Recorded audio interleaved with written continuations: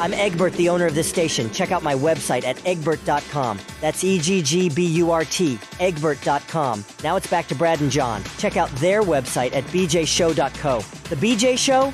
Come on, guys. Anyway, here's B and J. I just tested. Let me try that again. I just texted. I checked, I tested, I texted Mike. I don't know what the hell's going on this morning. Must be the West Nile virus. I just texted Mike Carter. We'll see if he responds back to see if he wants to talk about it. So that new law goes into effect, what did you say, Wednesday? Yeah, most laws go into effect usually August 28th. Why is that? Why that's sort of a random date. Why is August 28th the day? It's Shania Twain's birthday. No, it's not. It really is. I looked it up, Brad, in anticipation of this discussion. And I thought, why are Missouri laws generally going into effect that day? Did I get her in who sang the really annoying? I mean, I know Shania Twain had a lot. Did she sing This Kiss, which was a terrible song? Or was that Faith Hill? I always get them confused. This Kiss, I think, is Faith Hill. Yeah, I believe. Because I know one's blonde and annoying and one's a brunette and annoying. What? Why? See, John, when I get off the air and I run into... And I criticize men, which, by the way, I'm immediately discounting your misogynist thing by saying that the Jonases are annoying, and so is Harry Styles. But talk about how old cat ladies text you and they're mad about what I say. Go ahead. No, actually, they say that John's a right kind of thinking kind of guy. He should be on the air with what's the dude who was going to sue me and going to own my business? Mr. Sports Guy, Mr. Kevin Slaten. Did he pretend that he was? Do you pretend that he was going to sue you one time? Oh no, he was going to sue me. He was going to sue me for defamation. Are you serious? Well, do you want of all the hundreds of stories that you've retold a dozen times, I've never heard this story. Once again, we had a situation, and if you know the Kevin Slaten story, and I'm not saying anything that's not out there, and maybe he's calmed down in his later years, but Kevin has a temper, okay? And Kevin, and a lot of people don't know this, I guess he's not on KFNS anymore because KFNS is gone, at least for the time being. It's probably going to be resurrected by Mr. Chuck's Boots, but that's a whole other story. Okay, excuse me, Mr. X Chuck's Boots.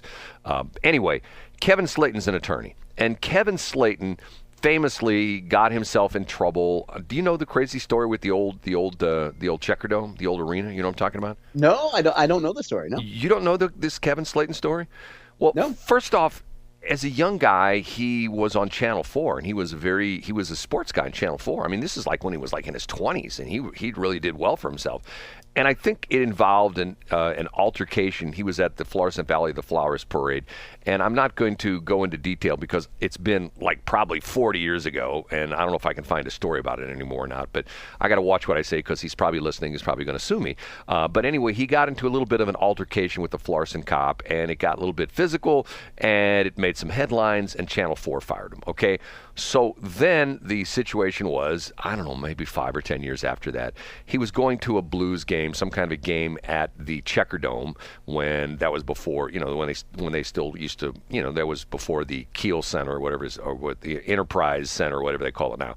Anyway, he was coming out of there and got stuck in traffic and apparently was not happy about the person in front of him moving too slow. So he went up to their car and punched them both in the face and assaulted them and was arrested in the whole bit. And there's a couple other stories like that.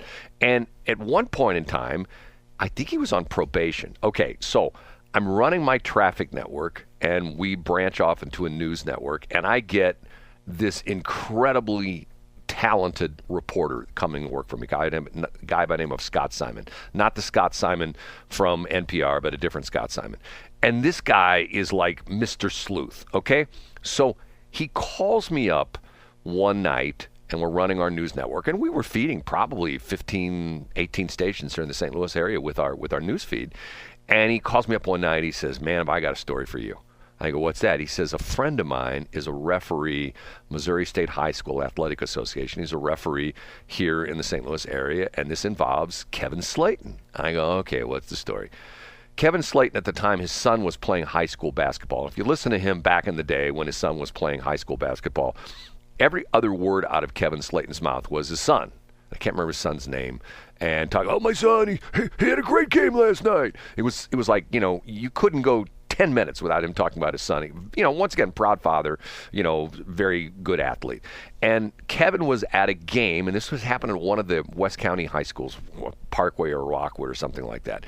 And his son is playing basketball, and the referee fouls him or something. I think he might have fouled out of the game.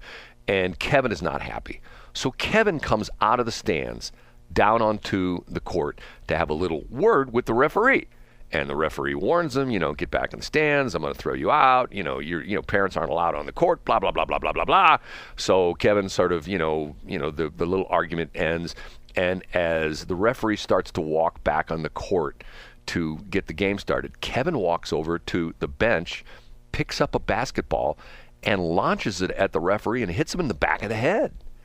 Oh, wow. Right with the whole crowd there. So the referee is like stunned, and the crowd goes nuts, because in fact, here's a upset parent who just beamed the referee in the back of the head because he fouled his kid. So this is where the story gets sort of crazy, in the respect that the referee, gets the game back under control and they finish the game. Well, the referee gets sort of ticked. So when he leaves the game that night, he goes to the local police department. I don't know if it would have Ballwin or St. Louis County. I can't remember what high school it was, a long time ago. And he files a report that he's been assaulted by Kevin Slaten. So this report, and that's what was interesting about it, is that my guy, Scott Simon, got the tip on this, and Scott goes out to whatever police department this was and gets a copy of the report. So we have a report that this referee, names his name, gives the explanation. He's at this game. Kevin Slaten, came on the court, argued with him. As the referee was turning the game, Kevin beats him in the back of the head with a basketball. The referee is declaring that he has been assaulted and he wants Kevin arrested. But the interesting part of it was, at the time, Kevin was on probation from something else. I don't know if it was the arena deal, the whole bit. So, in other words, that could have been the straw that broke the camel's back, and Kevin would have been put in jail. So we get this story, and I'm going to Scott, because I'm the owner of the company, okay, and it's me, my butt on the line, and I say to Scott, do you have this absolutely positively locked down? He says, I got a copy of the report. He showed it to me. He says, I got witnesses. I got people. He says, a couple of my friends turned out were at the game. I've got 10 sources in this story, not the typical, 2 sources. He's got 10 sources. He's got a police report and the whole bit. So we go with the story. And at the time, this was the very beginning of KFNS. I mean, this was like KFNS had only been on the air I don't know, maybe a year or two or something like that. And the story, we send out the story that morning, goes to all our stations. About 10 o'clock that morning, phone rings. Someone says, hey, Brad, Kevin Slaten's on the phone for you. I pick up the phone, and I say, hi, Kevin. And he says, Brad, are you making a lot of money with your company? And I go, we're doing okay. He says, good, because I'm going to own it. I'm going to sue your donkey, and you're not going to know what's going to hit you, because I'm going to sue you, and then I'm going to sue you and sue you and sue you. I'm going to make your life so miserable. He's cussing me out. He's F-bombing me in the whole bit. And I go, Kevin, you know what? And the part of it is he knows Scott Simon. He knows him, I don't know, personally, professionally, something like that. And he goes, that F, blah, blah, blah, blah, Scott Simon, blah, blah, blah, blah, blah, blah, blah. I go, look, I said, I think he's a good reporter. I said, I've seen the evidence. I've seen everything that Scott's got.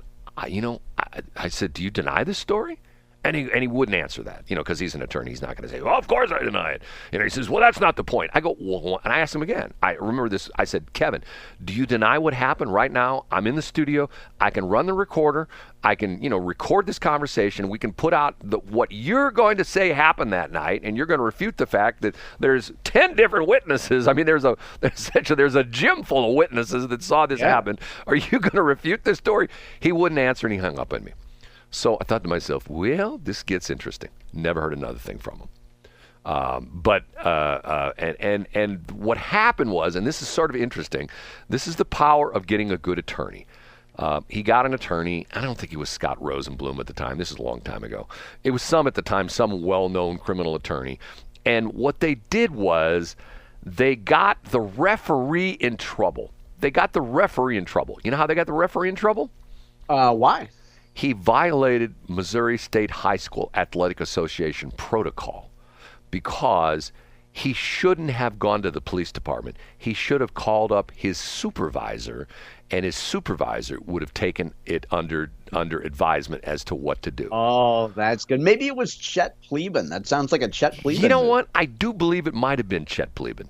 And essentially they went back, and essentially the crazy part of it is it turned out, as the story ended, the referee got in trouble, and I think he got fired because of the fact that he didn't follow the chain of command. He didn't call his supervisor, "You're not going to be able to let it happen to me tonight." And at that point in time, the referee would have said, "Okay, we'll take a look at this," because obviously the Missouri State High School Athletic Association, they're not trying to, they're trying to keep things on the low. You know what I'm saying? Yeah, they're trying to keep the peace, right? They don't want a good day for them is zero controversy. Right, exactly. They don't want to stir the pot. And even though one of their guys was assaulted, but the sad part of this is it sort of goes to maybe that's the precursor where we're at today, that you don't go after the victim. I mean, you don't go after the perpetrator. You go after the victim. Well, he never should have turned his back. He knew that Kevin Slaten was enraged and he might throw a basketball at him, hit him in the back of the head. So anyway, that's my. Well, even better. I mean, the referee shouldn't have blown that call. Yeah. Right. So I mean, now what you didn't mention, which I think was big of you, Brad. You gave that referee his own hosting spot on the Mouth. No, I didn't. No, I see. Once again, and see, the thing that's sort of sad about this is that, and let's be honest, Kevin has a reputation for being a hothead. He's always. I don't know anything about. And let me interrupt. As an armchair person, I know nothing about Kevin Slaten other than the fact that he's a prominent guy and he's known for being controversial. I don't know anything else about him. Well, once again, you go look at, it's one of those things where this is nothing new for him. And, once again. Not once again. I shouldn't say once again. No, I'm just repeating once again. Well, there's a thing in human nature that if someone does something once, chances are they might do it twice, and they might do it 3 times, they might do it 4 times, they might do it 5 times. And it's to the point where you see this so much in criminal. And it's the whole concept of, criminal history to the point where, and the crazy thing about it is that now you have the new nuanced people that you say, well, just because the guy's been arrested 42 times doesn't mean he's a bad person. You know what I mean? It's to the point where it's I get it. But I mean, that people very rarely change, except for, you've seen it in crime. You've seen this data before. For example, if you take black male crime, a black guy that's 60 years old is less likely to perform an armed robbery than one that's 20 years old. At a certain point, you age out of certain crimes. Well, it's not just black; it's everybody. That's true. There aren't a lot of white guys who are 80 years old knocking over banks. You know what I mean? It's not a lot of Asian people. You're one of the only ones, and we know now, Brad, through your own admission, why Spanish Lake's U.S. bank branch has been closed. Thanks for admitting that on the air, Brad.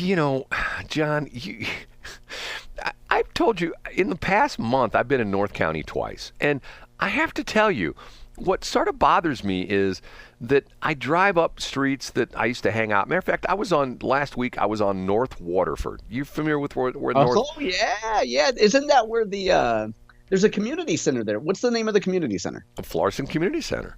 Well, yeah, Florissant Community Center. That's what it is, yeah. Right. Okay, you go up New Halls Ferry and you make a left on Parker, and then Parker comes to a Y, and you can go continue on Parker. You go to the right, it's Waterford. Okay? And I'm driving over there, and I'm taking a shortcut over to Lindbergh. Okay? And I'm looking at the houses. I'm thinking to myself, these houses are in very nice shape. Beautiful, yeah. The lawns are all been nicely cut. The houses look nice. Trees all nicely trimmed. There's no cars sitting in the front lawn on blocks. And if you took a picture of that, and if you said, okay, I'm going to take a picture of that, and you somehow obscured all the addresses and the street signs and things like that, and you said, okay, where is this? People would say, oh, look at that nice area.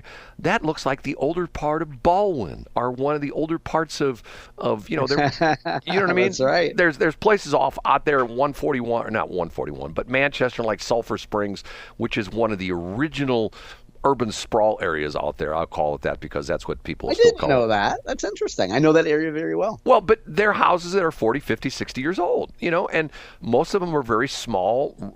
I say small, under, 1,500 square feet and smaller. Some of them under 1,000 square feet. And why do I know that? I've been in some of them. I have friends of mine that lived out there years ago. And, very nice houses. Once again, that house, those houses up in Florissant right there along Waterford, it's the same house. But yet people look at that and go like, oh, that looks like one of the older areas of Ballwin.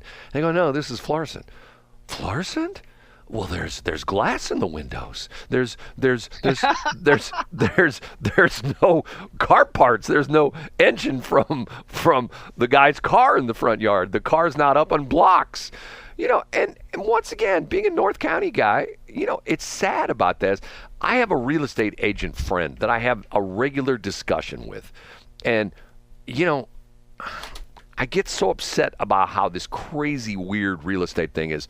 Have you heard any repercussions about that law that went into effect last week? The new things? I saw a headline about it, and I didn't click on it. But we talked about it a few months ago. Yeah, well, see, I told the story, a friend of mine who is eternally going and looking at homes all the time, never happy with where they live. And they told me the story of the house they looked at that was on the market in St. Charles for $350,000. It was on the market. It disappeared for 2 weeks. It came back. And the reason it disappeared was because they put it on the market for $350,000 and they got an offer for $350,000. And the people that owned the house were so upset because there was no bidding war. Nobody overbid the $350,000. So they said, well, we got our asking price, but we're not selling it for our asking price. Okay, what a charade. Once again, how stupid is that? So they take it off the market. They put it back on the market 2 weeks later thinking, well, it's been off the market for a while. Maybe we'll have a bidding war now. And they got no offers on it the second time around. So they could have sold the stupid house. But this is to me, it's kabuki. And if you talk to real estate agents, well, that's just the way the market is. Well, I think it's stupid. It's like for a while that was the way the car business was. You went to the car dealership after when the virus thing sort of subsided. You go into a car dealership. Typically, if you look at the sticker, you go, I can get a couple $1,000s off the sticker price, maybe $5,000 off the sticker price. But it got turned around when they shut down all the auto plants and there were no cars being manufactured. All of a sudden, coronavirus sort of goes by the wayside. And people are going to buy a car, and they're going okay, the sticker price is $42, and the dealer wants $52 because they're going to get $10,000 in whatever they call it scarcity fee or something like that. Okay, once again, there comes a time where guess what? That's turned around in the car business because now they're back offering rebates. Now they're offering special financing because guess what? The prices have gotten so high, they've reached the point of price resistance where people are going, I'm not spending $50,000 for a new pickup truck. Not going to do it. You know what I'm saying? And nowadays, $50,000 for a Ford F-150 or Chevrolet, I know you're not a truck guy. $50,000 is probably the average price of a new pickup truck. Can you believe that, John? I can believe it. And the real estate talk just reminds me of what our friend Egbert says, which is we even want real estate agents listening to the station, Brad. Let's see if I got a response from Mike Carter. I've been looking at my phone real carefully. We'll take a break here, but see if, and this will be if I hear from him. Yes, when? Okay. Let me take a break here, and I will see if I can call him, and we can get him on the air because he's the guy that would be able to tell us the story on this. And I want to know his late night commercials that have rap. I want to know, Brad, seriously, are they AI or does he pay a creative agency for it? That's an interesting question. We'll ask him that. Okay. Thanks for checking out the Brad and John Show podcast. This segment of the show is brought to you by John Combest's book, Stalking, Harassment, Internet Trolling, A Guide to Recovering and Rebuilding After Online Attacks. It's a great reference if you've ever been the unfortunate target of a social media attack. It's available on Amazon. Just search John Combest. That's Combest, John Combest, and the book will show up in your search results. Now it's time for another segment of the Brad and John Show. Can you handle it?